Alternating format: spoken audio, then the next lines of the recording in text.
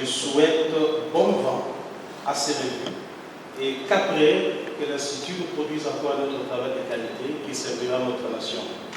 Et voici la revue congolaise d'analyse de politique et pratiques électorales en 2 tomes. Ces 2 ouvrages constituent un condensé de tous les contentieux électoraux et des arrêts rendus par différentes juridictions en RDC, à savoir le Cour d'appel, le Conseil d'État et la Cour constitutionnelle.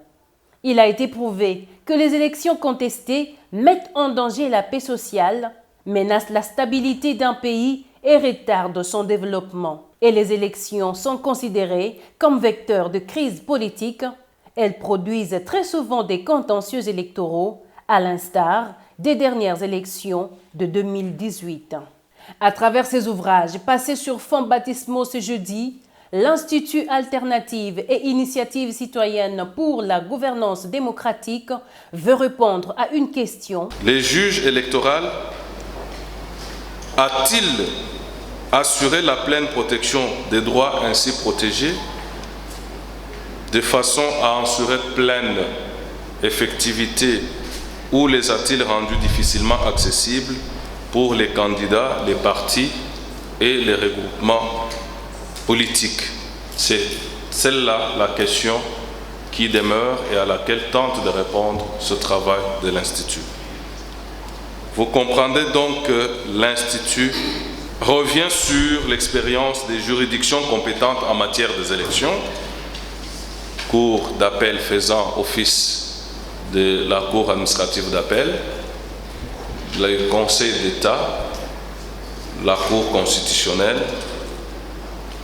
et la manière dont elles ont mis en exergue les règles qui fondent les contestations possibles à l'issue d'une élection, de façon à ce qu'elles soient désormais gravées dans la littérature francophone de façon générale, mais surtout celle de la République démocratique du Congo en particulier.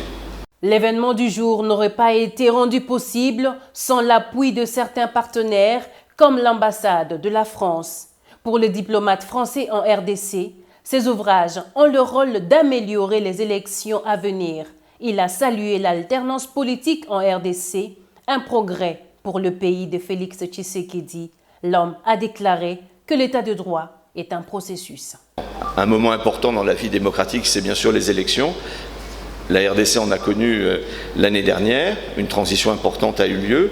On peut considérer qu'il y a eu un certain nombre de progrès notables sur l'état de droit justement, mais il est important de toujours poursuivre cette amélioration de la connaissance parce que l'état de droit résulte de la combinaison de 2 choses, je pense, d'une volonté politique et d'une volonté citoyenne d'un côté, mais aussi d'une connaissance permanente et sans cesse améliorée de la matière même qui est le droit dans toutes ses dimensions, et les ouvrages et les travaux auxquels l'Institut que dirige, pilote Maître Loumou contribue largement va dans cette direction. Pour les participants à cette cérémonie, la revue congolaise d'analyse et politique et pratiques électorales servira désormais de guide aux prochaines élections pour éviter au pays tout conflit enregistré après le processus électoral. Nous saluons cette publication qui vient renforcer notre système électoral sur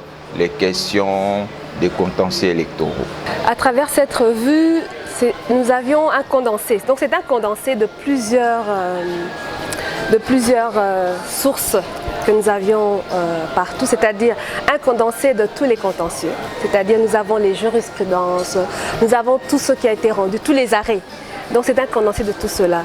Donc par ce vernissage-là, nous apportons, comme on dit, une pierre de plus à ce monde juridique, souvent qui se bat, qui se débat et qui n'a souvent pas de base. Donc c'est une base pour ce monde-là. Le vernissage de ces 2 ouvrages intervient au terme des élections ayant abouti à une alternance politique au pays et qui pourtant ont été entachées des contentieux électoraux.